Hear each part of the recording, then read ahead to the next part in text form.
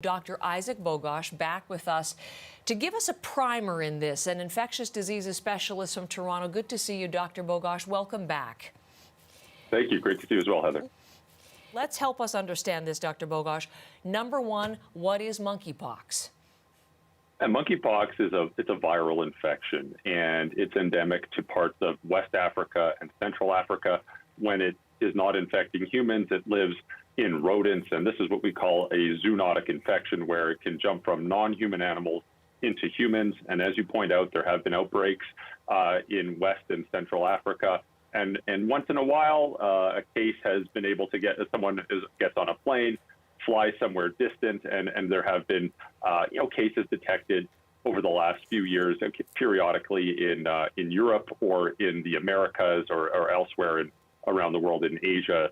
And occasionally those result in onward transmission to a few other people. But what we're seeing now is a much larger outbreak than what normally happens when a case gets exported from Central or West Africa. What are the symptoms of monkeypox? So after someone's exposed to this virus, it usually has an incubation period of about 10 to 14 days, up to 21 days.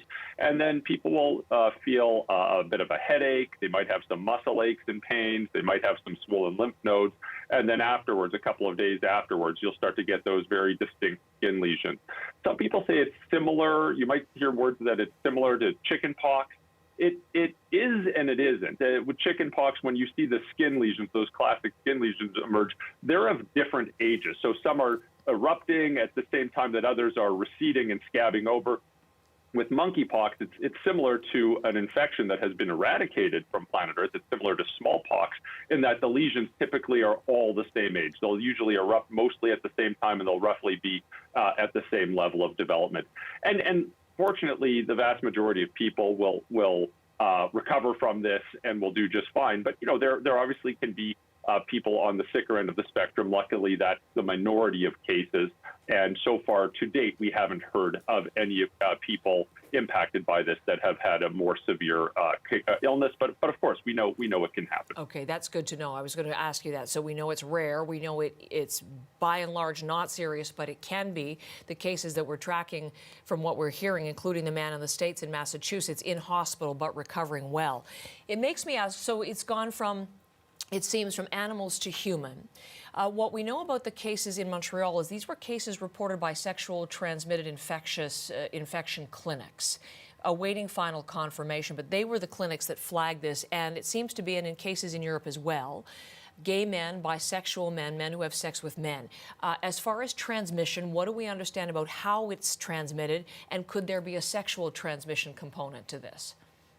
Right. So this is very interesting as well. So we know, first of all, let's acknowledge that there's not a ton known about this. This is what we call a neglected tropical infection or a neglected tropical disease, in the sense that it's, along with many other infections that plague low-income countries, there's just not a ton of research on this. But there is some, and we do know something about this. Based on some of the outbreaks in the past and some of the studies, we know that people can get this by direct contact with some of the lesions, or direct contact with bodily fluids from infected people, from close contact with individuals, so being in close proximity for a prolonged period of time. And of course, there still are more distant contact, more distant infections. Those don't seem to be the majority, but that certainly can happen. When we talk about people getting this infection through sexual contact, what's really unknown is, was that just because of close and direct contact with the lesion, or was it actually sexually transmitted? Before we completely discard the sexual transmission, I think it's fair to acknowledge that Ebola virus recently was found to be transmitted through semen. Zika virus as well was found to be transmitted through sexual means as well. So I think it's fair to keep an open mind on that mode of transmission, but it's based on what we know, close proximity is the main mode of transmission. Okay. There's more online at cbcnews.ca in terms of treatment and prevention and things of that nature. Just one quick point on this before I ask one final question. I'm going to squeak in one.